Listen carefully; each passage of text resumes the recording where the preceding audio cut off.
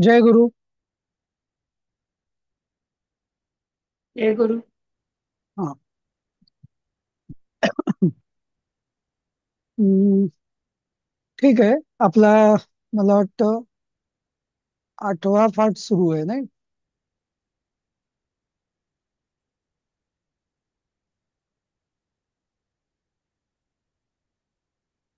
Almost completed. Was it almost completed? Almost म्हणजे शेवटची last one. शेवटची 4 वाक्य राहिलीत. अच्छा, असं आहे का? ओके. सीता स्वयंवरची. हा. हा हा.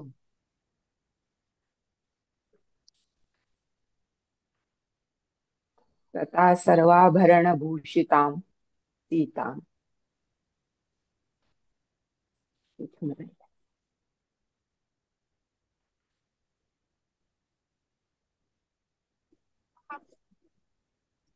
हम्म. एक मिनिट ना.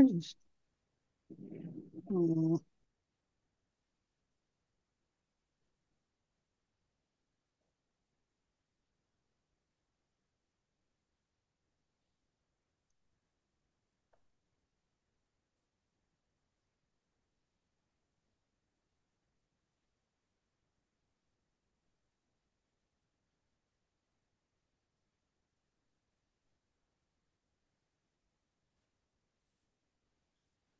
दिसतंय का? माझ्या स्लाइड दिसत आहेत का तुम्हाला? नाही, मला नाही दिसत. नाही मला सर. नाही ना, मला काहीतरी गोंधळ झालाय, मला दाखवता येत नाही. हम्म, ठीक आहे, मी आहे, परत पण शेअर. आमच्याकडे पुस्तक आहे सगळ्यांच्याकडे. हो. म्हणजे हरकत नाही वाचायला आम्ही. हा ततः सर्वाभरण भूषिताम सीताम समानीय अग्नेः पुरस्तात् संस्थाप्य राजा रामम अब्रवीत.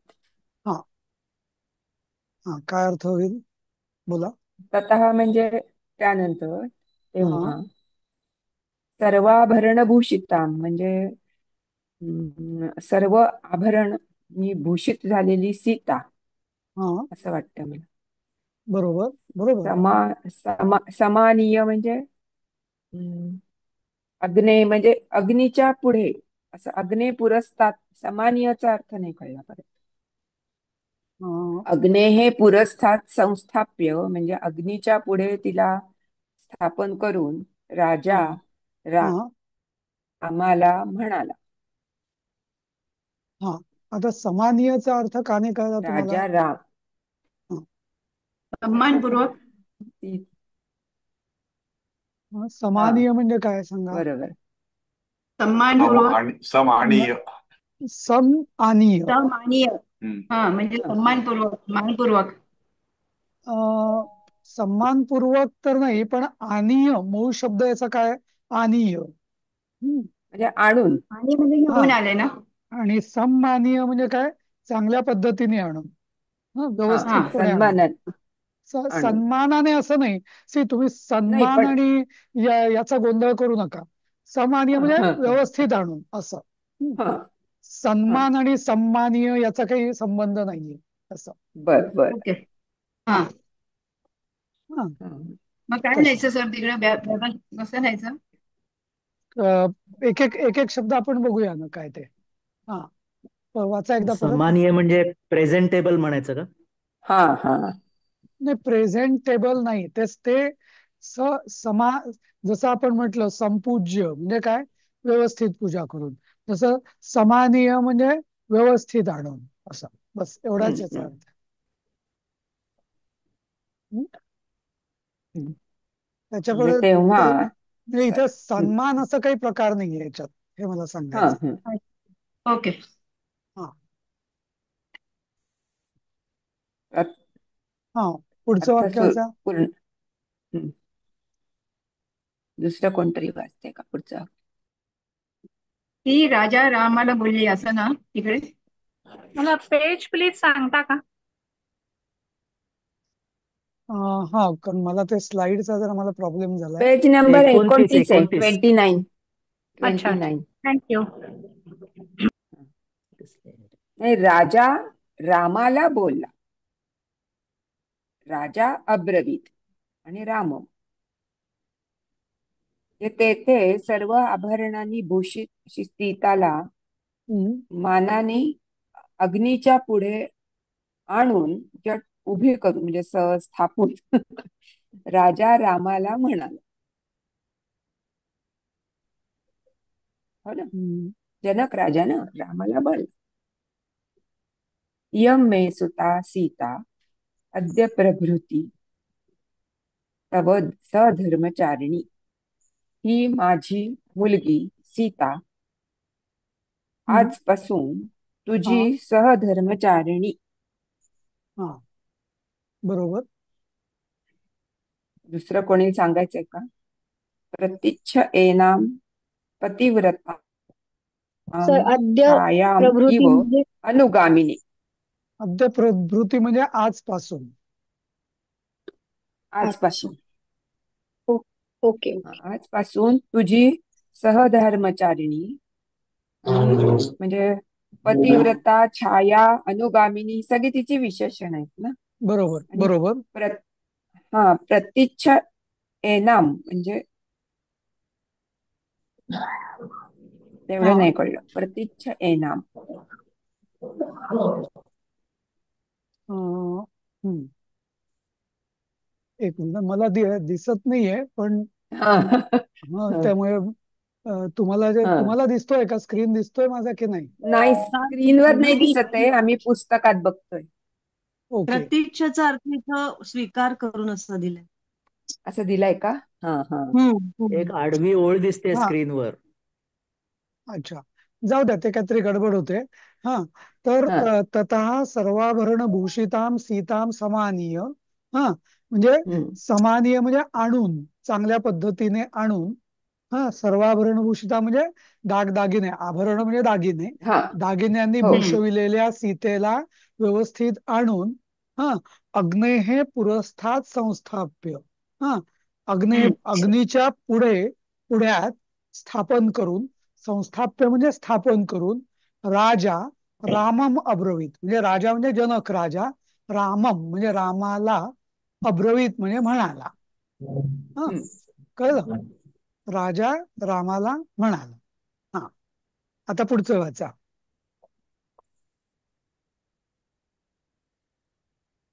वाचा मी पुढचं वाचते वाक्य. सर वासंती. हा वाचा.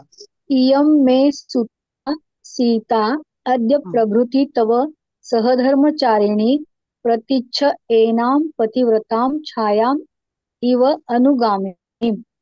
हा हा म्हणजे काय? ही माझी मुलगी सीता हा आजपासून तुझी हा सहधर्मचारिणी हम्म. सहधर्मचारिणी म्हणून स्वीकार कर. हा आणि ती पतिव्रता आणि तुझी अनुगामी म्हणजे तू म्हणशील तसं वागणारी, असं कसं? नाही, तर याचा आपण आधी अन्वय करूया. हा एनाम. हा आता ही तुझी इयं मे सुता. इयं मे सुता म्हणजे मे म्हणजे मम. हा म्हणजे ही माझी पुत्री किंवा कन्या सीता आजपासून तुझी सहधर्मचारिणी असती. असती अध्यारोत आहे. आता पुढच्या वाक्यामध्ये प्रतीच्छ हे आज्ञार्थी आहे. प्रतीच्छ म्हणजे आज्ञा देतोय तो, आज्ञा किंवा सांगतोय की एनाम प्रतीच्छ म्हणजे हिला एनाम पतिव्रताम छाया इव अनुगामिनीम प्रतीच्छ. हे सगळे द्वितीय मधले आहेत. एनाम पतिव्रताम छायाम इव अनुगामिनीम. आता ही म्हणजे ह्या पतिव्रतेच्या छायेसारख्या, छाया म्हणजे काय? सावली, सावली सारख्या मागोमाग जाणाऱ्या. अनुगामिनी म्हणजे गामिनी म्हणजे जाणारी, आणि अनुगामिनी म्हणजे मागोमाग जाणारी. कोणाच्या? पतीच्या. तर का बरं? कारण पत्नी ही पतीच्या छायेसारखी असते, सावलीसारखी. पती जिथं जाईल त्याच्या पती बरोबर ती राहते, म्हणून त्यांनी तिला उपमा अशी दिली आहे की छायाम इव अनुगामिनी. तर हिचा म्हणजे ह्या पतिव्रतेचा आणि सावलीसारख्या मागोमाग तुझ्या मागोमाग जाणाऱ्या हिचा तू स्वीकार कर, असं. समजलं? हो सर. हा. तर जसं मी याच्यात स्वीकार कर हे कुठे आलं याच्यात? प्रतिच्छ तुमच्या अच्छा अच्छा. शब्दार्थामध्ये दिलेलं आहे ना, प्रतिच्छ म्हणजे हा, ते स्वीकार कर. आज्ञार्थी म्हणाले. शब्दार्थ दिलाय. हा, शब्दार्थ दिलाय ना. हा आज्ञा केली ना, स्वीकार कर. हा ओके कर ओके अशा. ओके हा, ओके ओके आज्ञा. ठीक आहे ठीक आहे ठीक आज्ञार्थी आहे. आहे. बरं बरं बरं, थँक्यू. हा. हा. आणि म्हणून बाकीच्यांना स्क्रीन दिसायला लागली का? नाही, कोणालाच कोणालाच दिसत दिसत नाही. नाही बघ. नाही हा दिसत. ओके. नाही ते काहीतरी सर हा तथा ए सर्वे महर्षी. एनाम कुठलं येतं म्हणजे? कारण की कसं येतंय, कारण की मला इथे एताम वगैरे कळतंय, पण एनाम. एनाम कसं आलंय ते नाही कळलं. हा ही हा, द्वितीय आहे तसं. ना, इयमची. हा, इयमची. ओ ई ओके इयम इयमची आलं. द्वितीय. हो हो हो बरोबर बरोबर आहे. आहे ना? इमाम किंवा एनाम असं म्हणतायत. हा हो, बरोबर. इमाम किंवा एनाम. हा, येस. ते मी इमाम इमाम बघत होतो पण ते दिसलं नाही म्हणून घोळ झाला. बरोबर बरोबर. ठीक आहे. तर म्हणजे हे पाठ असे केलेले आहेत की तुम्हाला सगळ्या त्या ऑप्शन्स आहेत. कधी मे म्हणतात, कधी मम म्हणतात, कधी इमाम, कधी ए नाम, असं. एनाम. हा असं. हा हो, सगळ्या हम्म. त्याचा वापर. तर पुढचं वाचा. शेवटचं पुढचं एक वाक्य. वाक्य. तथा सर्वे महर्षया साधू साधू इति उचुहु. उचुहु. तथा त्यानंतर हा, उचुहु हा म्हणजे म्हणाले ना. हा वाच उचू. तथा तेव्हा सगळे महर्षी साधू साधू म्हणजे तथास्तु किंवा आशीर्वाद अच्छा. तर.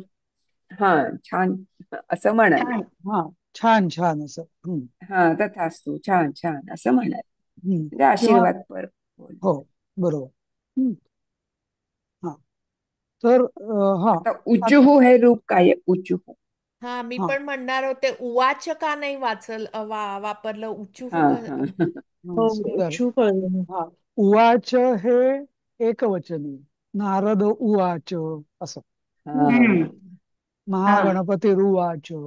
पण हम्म. हा. सर्वे महर्षय म्हणजे सर्वे. काय? खूप हा, अनेक महर्षी, आहेत. अनेक आहेत. हा बहुवचन. हा आता इथं तुम्हाला प्रतिच्छा शब्द तुम्ही विचारला आणि त्याचा अर्थ सांगितला, पण त्याचा मूळ धातू काय ते विचारलं नाही, पण मी ते सांगतो. तर प्रति हे त्याला उपसर्ग आहे. आणि इश इश धातूपासून इच्छ, हा इच्छ, इच्छती, इच्छन्ती वगैरे हा धातू झालेला आहे.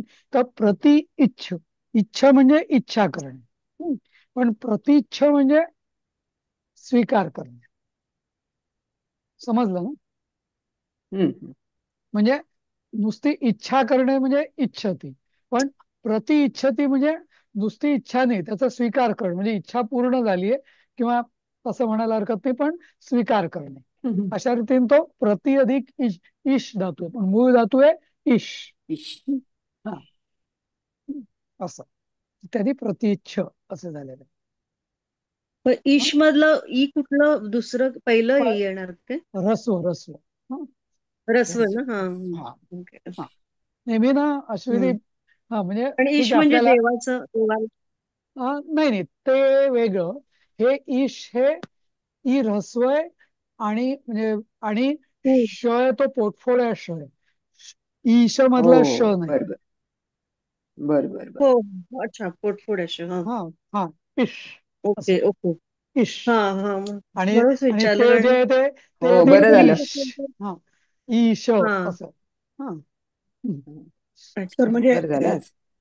म्हणजे हे प्रति अधिक इच्छ ईश. असं होतंय का? हा नाही नाही इश हा धातू झाला इश, पण याच हा पण त्याचं जसं इश इच्छती, जसं गम गच्छती तसं इश इच्छती असं. हा हा. Okay okay. पण तो प्रति हा जो तुम्ही उपसर्ग म्हणलात तर तो त्यातला ती हा ऱ्हस्व असतो ना कायम. बरोबर, तो प्रतीचा ती ऱ्हस्व आहे. पण त्याला जेव्हा ऱ्हस्व ई अधिक दीर्घ ऱ्हस्व ई इच्छ मधला तो तेव्हा हा तो मिळून तो प्रतिइच्छ झाला. हा, तो दीर्घ झाला. बर बर बर. हा, कारण ते संधीचे नियम लागतात ना त्याला सगळे हो सगळे. हो हो, आलं हा लक्षात. हो. हा असं. तर असं आणि सर आहे. अनुगामिनीम नाही, जरा थोडस जड गेलं समजायला. हम्म. गम गम हा धातू आहे. हा, हा तर तर या म्हणजे गम गम पासून गच्छती होतं. हा, पण गामिनी म्हणजे जाणारी. हम्म. हा जसं अं, जसं आपण लिखती, पण त्याचा लेखक म्हणजे लिहिणारा, आणि हा लेखिका हा म्हणजे लिहिणारी. तर हे असे अक प्रत्यय, इका प्रत्यय आहे. हा, आणि जे अक प्रत्यय आहे आणि त्या प्रत्येक प्रत्ययाचे स्त्रीलिंगी कसे करायचे, हा, तर याचे पण नियम आहेत संस्कृतमध्ये. ते तुम्हाला परिचयामध्ये शिकवले जातील. हे बरेच अच्छा. सगळ्या म्हणजे हा सगळा जो खरं संस्कृत, म्हणूनच ही जी नावं दिली आहे ना भारतीय विद्याभवनने, की बालबोध म्हणजे अगदी लहान समजा, प्रारंभ म्हणजे जो सुरुवात, प्रवेश म्हणजे आता फक्त आपण शाळेत प्रवेश केलाय, आणि खरा परिचय येतो. तर कारण खरं संस्कृतचा जर परिचय व्हायचा असेल तर आपल्याला प्रत्यय आणि उपसर्ग, हा, आणि विशेषतः प्रत्यय हे अगदी आपल्याला खूप समजले पाहिजेत. म्हणून तो सिलेबस त्यांनी परिचयमध्ये टाकलेला आहे. हम्म. हा तर त्यामुळे गामिनी म्हणजे जाणारी. हा, जसं गजगामिनी म्हणतात. गजगामिनी म्हणजे हत्तीसारखी डौलदार चाल असलेली स्त्री, हा, असं हा. म्हणतात. किंवा हंसगामिनी म्हणजे हंसासारखी चाल असलेली, असं नाही नाही का. तर तसंही गामिनी म्हणजे जाणारी. आणि अनुगामिनी, अनु हा जो प्रत्यय आहे ना, हा नेहमी मागोमाग, हा, किंवा अनुसरणे या अर्थाने वापरला जातो. हा, प- जसं अनुकरण जसं आपण अनुकरण. म्हणतो ना, अनुकरण पण अनुकर म्हणतो. हा, अनुकरण, अनुकरण. सगळं सगळं तुम्ही सगळं म्हणजे 10 शब्द तुम्ही मला अनु या शब्दाचे सांगा, आणि सगळ्याच्या जे तुमच्या लक्षात येईल की काहीतरी फॉलो करतोय कोणाला तरी, कोणीतरी कोणाला तरी फॉलो करतोय, असं. अनुवाद अनुवाद. नावं नावं सुद्धा असतात ना अशी, म्हणजे अनुज किंवा अनुजा, म्हणजे मागोमाग आलेलं असं असतं ना. बरोबर. अनुज म्हणजे हम्म जन्म, हम्म म्हणजे जन्मलेला, अनुज म्हणजे पाठचा, असं ज्याला आपण म्हणतो पाठचा, किंवा पण मग अनुजा म्हणजे अनुपम आपण असं म्हणतो, अनुपम सौंदर्य, पण मग त्यातला मेन पम हा काय धातू असणार नाही. नाही नाही नाही, ते कसं आहे, ते उपम हा शब्द आहे. उपमा मधला उपम, आणि उपम, तो हा नकारांत नंग तत्पुरुष समास ज्याला म्हणतात, हा, जसं उत्तर अनुत्तर तसं. हा, तसं हे उपम अनुपम असं, जे उपमा तो करण्याजोगं अनु. नाही किंवा ज्याला उपमाच नाही, ते अनुपम असं. तर आणि ते अनुभव. अनुभव, बरोबर, अनुभव. भवती म्हणजे हा होणे. हा, पण हा हा अनुभव, मी तो अनुभव घेतला म्हणजे काय, म्हणजे शिकले. ते नाही नाही, शिकणे वेगळं. हा, अनुभव म्हणजे जेव्हा मी एखाद्याचा गोष्टीचा जेव्हा एक्सपिरियन्स ज्याला आपण म्हणतो, अनुभव, नाही का. हा हा, हम्म. प्रत्यय असं होऊ शकतं. प्रत्येक म्हणजे ते प्रत्यय. त्याला वेगळा अर्थच नाही.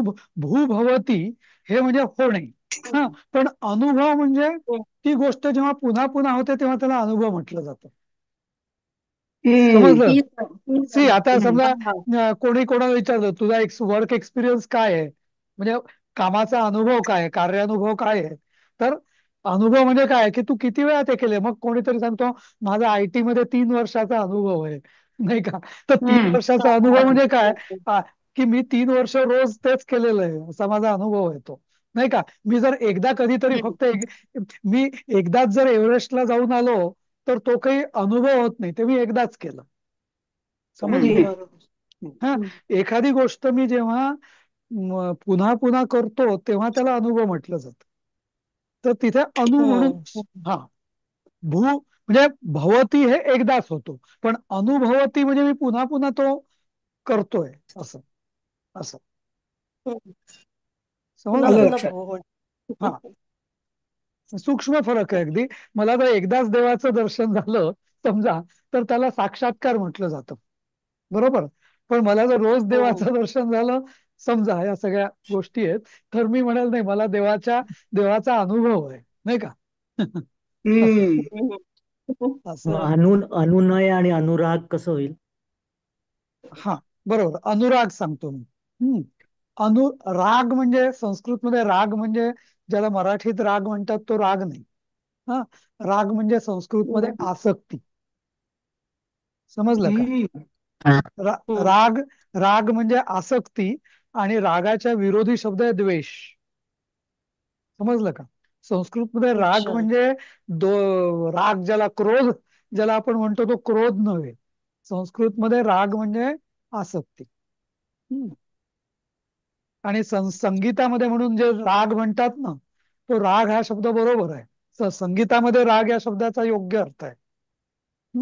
कारण का, तुम्ही तो जेव्हा राग आळवता तेव्हा तुम्ही त्यात पूर्ण एकरूप होता, म्हणजे तुम्ही आसक्त होतात हा त्याच्यामध्ये, म्हणून त्याला राग हम्म. म्हटलं जातं.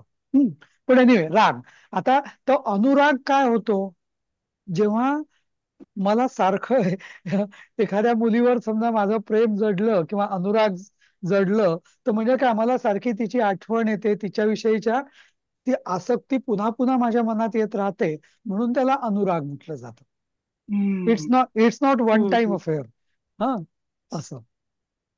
तर तर तिथे म्हणजे अनुराग म्हणजे असा फरक आहे असं. हम्म. ओके. आणि आणि अनुनय? हा मी एखाद्याचा अनुनय. आता नय म्हणजे काय सांगा? नेणे. नय म्हणजे नेणे. हा मी एखाद्याचा अनुनय करतोय म्हणजे काय? म्हणजे काहीतरी मी पुन्हा पुन्हा हा म्हणजे त- म- म- मी त्याला म्हणजे मी त्याच्याकडे पुन्हा पुन्हा नेतोय स्वतःला, नाही का? त्या गोष्टीकडे म्हणा किंवा त्या व्यक्तीकडे म्हणा, नाही का? हम्म तर म्हणजे अनु हा शब्द नेहमी असतो ना, तो फॉलो करणे, पुन्हा पुन्हा करणे, मागोमाग जाणे, या अर्थाने नेहमी अनु हा शब्द उपसर्ग वापरला जातो. हम्म.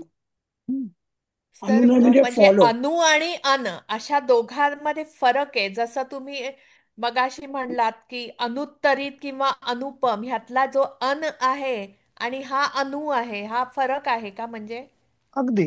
कारण कसं माहिती आहे का, ओके. आणि हे ओळखणं अगदी सोपं आहे. म्हणजे थोडस जरी त्याला संस्कृतचं ज्ञान असेल ना, तरी तो म्हणेल नाही पमवा हा काही शब्द नाही, मूळ शब्द नाही. हा प पम किंवा तर डबल तला त आणि र हे काही शब्द नाहीत.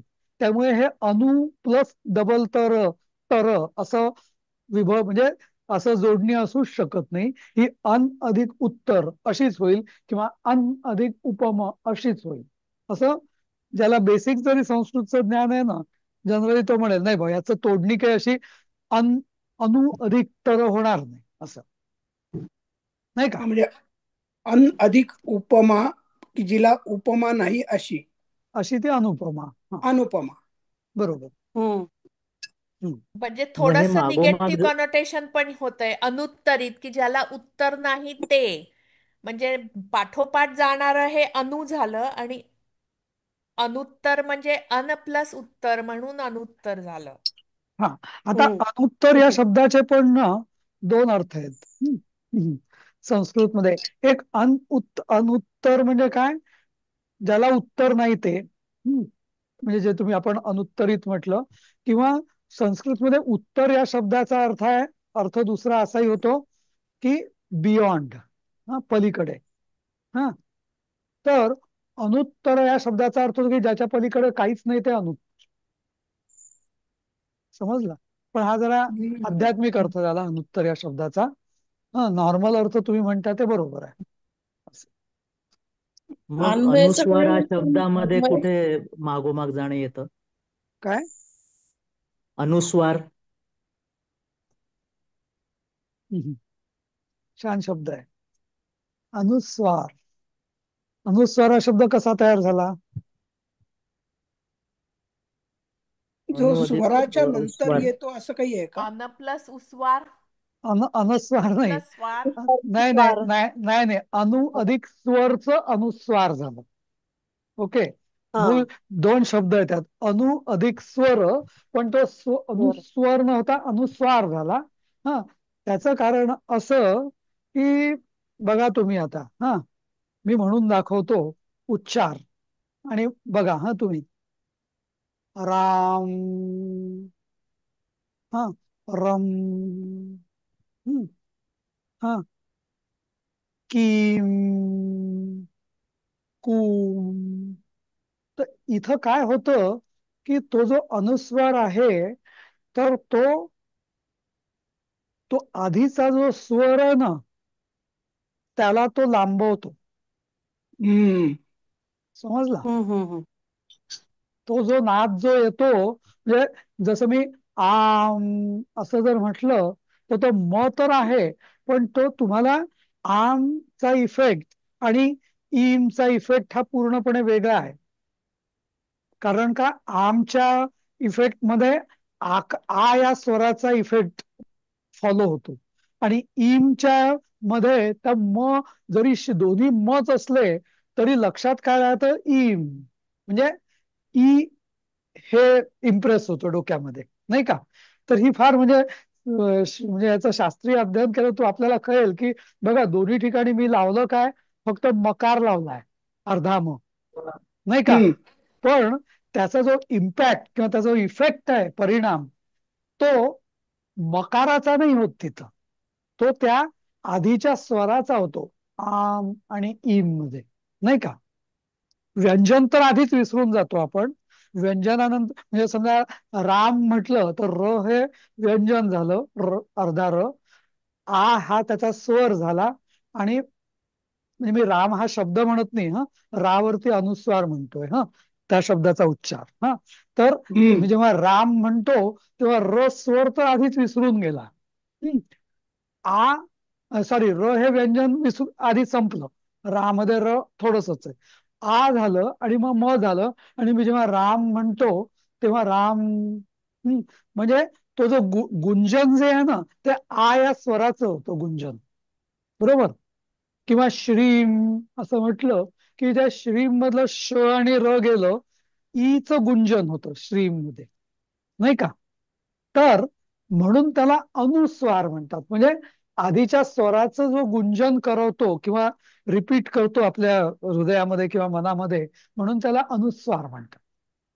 स्वराच्या समजलं? मागे जाणार. स्वराला पुढे पुढे नेणार रादर, किंवा स्वर रिपीट करणार असंही म्हणता येईल. हा, बर बर. हम्म. ओके, आणि थँक्यू. तसंच आणि तसंच विसर्ग. विसर्ग या शब्दाचा अर्थ काय आहे, हे दोन्ही अनुसारानंतर विसर्ग येतो म्हणून सांगतो की सृज धातू आहे ना, सृज. सृज म्हणजे सृजन करणे किंवा सर्जन करणे, म्हणजे उत्पन्न करणे. हम्म. हम्म. आणि हा, आणि विसर्ग. विसर्ग म्हणजे विशेषतेने सृजन करणे. जेव्हा आपण क असं म्हणतो, ह किंवा अ किंवा अह, हा, पण अह हा मूळ विसर्गाचा उच्चार अह हा नाहीये. तो तर आपण अ अधिक ह असंही लिहू शकतो. विसर्गाचा मूळ उच्चार कसा आहे, अ. तर जेव्हा मी म्हणतो तेव्हा तो श्वास म्हणजे श्वास आणि त्या एका ध्वनीला आणि त्या आघात जो होतो तो एका म्हणजे सृष्टीची निर्मिती करतो, म्हणून त्याला सृजन किंवा विशेषतेने सृजन म्हणून त्याला विसर्ग असं म्हटलं जातं. क ठ ह असं. त्यामुळे विसर्ग हा एक हम्म. वेगळाच उच्चार आहे. अनुस्वार आणि विसर्ग म्हणजे आपल्याला लौकिकदृष्ट्या शिकवलं जातं की काय आहेत स्वर आणि व्यंजन. स्वर कुठले, अ पासून आ पर्यंत. पण नाही, स्वर हे फक्त अ पासून औ पर्यंत आहेत. त्याच्यानंतर आहे अनुस्वार आणि त्याच्यानंतर आहे विसर्ग, की अनुस्वार आणि विसर्ग हे स्वर पण नाहीयेत आणि व्यंजन पण नाहीयेत असं. आपण त्या बाराखडीमध्ये म्हणतो ना, आहा हा असं. हा पण ए ते ऐ ओ औ आहा. हा पण ते माझं एक थोडस असं मत आहे की त्यानं मुलांना नुसतं आहा कहा फहा महा असं शिकवण्याच्या ऐवजी म हा असं पण शिकवलं पाहिजे, नाही तर ते हा हा हा हा असं हा होतं ना, हा तसं नको व्हायला असं, हा हा. नाही का. ओके. हा हो. पण बरोबर आहे तुमचं तसं. तर नाही म्हणजे तो सगळा आणि म्हणजे वर्णमाला आणि ध्वनिशास्त्र याच्याशी हम्म. निगडीत तो विषय आहे म्हणजे असं. तर बरोबर आहे. कारण आपण विसर्गामध्ये आपल्याला उच्छ्वासाचा प्रकर्षाने जाणीव होते. एकदम. आणि आणि ह जो आहे ना, आता पुढचं सांगतो मी. ह म्हणजे ह हे विसर्गाचंच एक रूप आहे, ज्याला आपण हम्म. कंट्रोल्ड रूप म्हणता येईल. ह या शब्दाला त्या विसर्गाचं मॉडरेटेड किंवा नियंत्रित केलेलं रूप आहे विसर्गाचं, हा. ते आहे ते ह. नमः नमः. नमः म्हणतो ते. हा हा नमः. ते ते म्हणजे विसर्ग जेव्हा नियंत्रित स्वरूपात उच्चार केला जातो, विसर्गाचा उच्चार, हा. तेव्हा तो हम्म. ह असा होतो. हो. हा नमः नमः. गणेशाय नमः. हा हम्म. असं असं. आणि जे तुम्हाला मी मागे सांगितलंय की नाही आठवत नाही, पहिल्या अगदी अगदी आधीच्या हो त्या हो. सुरुवातीला. की हो. सुरुवातीला तर आपलं जे अध्यात्मशास्त्र आहे किंवा अध्यात्मशास्त्र म्हणा, सनातन धर्म म्हणा, सगळ्या गोष्टी हम्म. शेवटी हम्म. हम्म. एकाच ठिकाणी मर्ज होतात.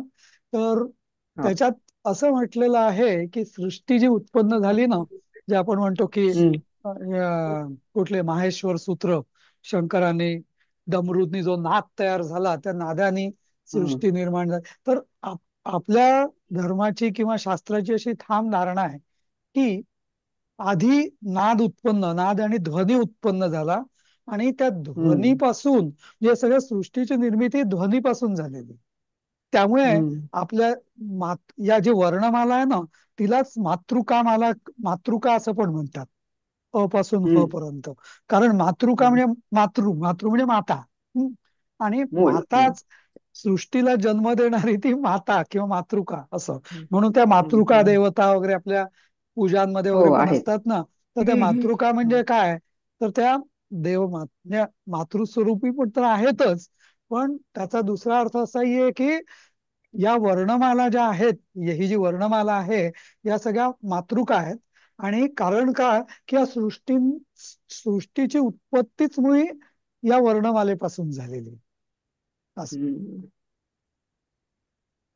म्हणजे हा एक परत म्हणजे वेगळा विषय, म्हणजे खूप बोलण्यासारखं खूप आहे त्याच्यावर. पण म्हणजे एवढं आपल्याला लक्षात नाही आहे. ठेवायला हो ना. हरकत नाही की हम्म. ही जी म्हणजे शब्द किंवा अक्षर किंवा ध्वनी किंवा नाद हे नुसते आपलं एक कोणाला तरी काहीतरी वाटलं आणि बोललं असं नाहीये. म्हणजे नाही. जसं हा. म्हणजे आपल्या संस्कृतमध्ये तरी, तर त्याला प्रत्येक शब्दाला, जसं आता असं उदाहरण दिलंय की संस्कृतमध्ये कठोर शब्द म्हणजे कठोर अक्षर ही कठोरतेसाठी व्यक्त करण्यासाठी, कठोर भाव व्यक्त करण्यासाठी कठोर स्वर वापरले जातात. जसं मी उदाहरण दिले की खरं, तर खरं हे जे खरं म्हणजे गाढव. हम्म, हम्म. हम्म. हम्म. तर कारण हे दोन्ही वर्ण कठोर आहेत. हा हम्म. हम्म. असं. हम्म. हा आणि उदाहरणार्थ दुसरं मंजुषा हा सगळं मंजूळ आहे, नाही का. म्हणजे नावातच त्याच्या मंजुळता आहे, नाही का. हम्म. ते तुम्हाला सांगावं नाही हम्म. लागत की मंजुषा किंवा घुंगरू किंवा असे जे शब्द आहेत मधुर. हम्म. मधुर. तर मधुर हा शब्द कानाला ऐकायलाच गोडच वाटतो. म्हणजे तो खरंय. भाव जो मनात येतो तोही गोडच भाव मनात येतो, नाही का. कारण हम्म. ती हो. तो म्हणजे संस्कृत भाषेची विशेषता आहे की जो अर्थ येतोय ना मनामध्ये, सहजतेने जो अर्थ येतो मनामध्ये, म्हणजे आणि तो भाव, तो म्हणजे त्याचं आणि त्या अक्षरांचंही रिलेशन आहे. नुसतंच आपलं कोणीतरी एक नाव दिलं म्हणून नाव झालं त्या वस्तूचं, असं नाही. नाही. असं असं छान. एनिवेज, असं आज आपण नवीन काही सुरू केलं नाही, पण हाच पाठ पूर्ण केला. पण हा म्हणजे हा पाठ एका दृष्टीने वेगळा आहे तसा. कारण म्हणजे तसं म्हटलं तर हे मूळ वाल्मिकी रामायण हे नाहीये. कारण मूळ वाल्मिकी रामायण हे श्लोकबद्ध आहे. पण जे गद्य स्वरूप जे आहे त्यात सुद्धा जर कोणी जर त्या बालकांडातलं जर श्लोक बघितले तर तुमच्या लक्षात येईल की तेच शब्दांचा म्हणजे 70%, 60 ते 70% किंवा 75% शब्द वाल्मिकी रामायणातले मूळ स्वरूपात घेतलेले आणि नंतर मग गद्य करण्यासाठी थोडेफार म्हणजे थोडंफार बदल केलेला आहे असं. त्यामुळे आपल्याला एक म्हणजे एकदम तुम्हाला श्लोकांची ओळख करून देण्याआधी मूळ वाल्मिकी रामायण किंवा असं आधी त्याची गद्य स्वरूपात ओळख करून द्यावी म्हणून हा धडा रचलेला आहे त्यांनी असं. भरपूर शब्द आहे त्याच्यात की न समजणारे. आता सुद्धा अजून बऱ्याच वेळा वाचल्याशिवाय लक्षात नाही राहणार असे शब्द आहेत त्याच्यात. नाही नाही असे मोठे ऍक्च्युली मोठे शब्द आहेत नाही त्यात. पण लक्षात येतं. तुम्हाला सांगू का, मोरेश्वर, तुम्ही शब्दांची यादी करा आणि मूळ शब्दांची एक यादी करा. काय समजा 200 शब्द असतील किंवा 100 शब्द असतील आणि हा मला माहिती आहे की मूळ शब्द एकदा संधी सोडून जे मूळ शब्द आहेत ना 90% शब्द आहे मराठीतले जसेच्या तसे. फार काही फरक नाही. हा फक्त थोडं आपल्याला ते म्हणजे ज्याला जी ट्रिक ज्याला म्हणतो ना डोकं कसं लावायचं तो अर्थ काढण्यासाठी ते लक्षात आलं ना की सोपं नाही का असं. हा पण छान सुजाता. माहिती मिळाली. हा आणि परत परत वाचला संस्कृत आणि अर्थ असं परत परत एक आपण होय एक वाचलं की जरा लक्षात. हा सुजाता तर ताई याचं तुम्ही हात वर मराठीचं केला. भाषांतर केलेलं पण जनरल टाका. एक माहिती म्हणून असं एक सांगायचं होतं की मी आता नुकतंच युगांत म्हणून इरावती कर्व्यांचं पुस्तक वाचलं. हो त्याच्यामध्ये सगळं आपलं महाभारताचं आणि असं आहे. तर त्यांनी काय केलंय की वेगवेगळी म्हणजे जैन आणि बौद्ध वगैरे अशी जी सगळी महाभारत होती ती बघून पण त्यांचं जे मूळ हस्तलिखित त्यांना मिळाली होती ती त्याच्यातून त्यांनी असं घेतलंय. तसंच रामायणाचं पण हे भांडारकर इन्स्टिट्यूट मध्ये हस्तलिखित आहेत. हा तर त्याच्यामधनं म्हणजे की ते जे मूळ आहे त्यातून त्यांनी की खरं कुठलं म्हणजे काय असेल ते असं आहे भांडारकर इन्स्टिट्यूट मध्ये पुण्याच्या. असं ती एक माहिती. आणि अजून विचारायचं होतं, तुम्ही मातृका म्हणलात तर मध्ये एकदा टीव्हीवर अग्निहोत्र म्हणून एक मालिका होती त्याच्यामध्ये असं 7 मातृका वगैरे असा काहीतरी उल्लेख होता. तर त्या मातृका आणि हा म्हणजे असं काही आहे का म्हणजे रिलेशन आहे का की अल्फाबेट्स आणि मातृका नाही नाही त्या 7 मातृका ते वेगळं आहे. म्हणजे प्रत्येक देवानी झालेल्या विष्णूची वैष्णवी. नाही पण बरोबर आहे पल्लवीताई. त्या ब्राह्मी माहेश्वरी कौमारी वैष्णवी वाराही माहेंद्री चामुंडा महालक्ष्मी म्हणजे 8 आणि 7 या मातृका आहेत त्या. तर सांगतो मी तुम्हाला.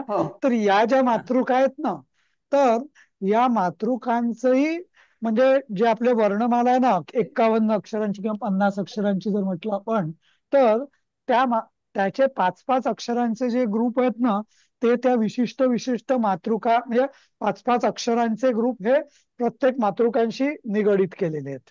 एक म्हणजे त्या मातृका विशिष्ट अक्षरांच्या अधिष्ठात्री देवी पण आहेत. एक त्यामुळे संबंध निश्चित आहे.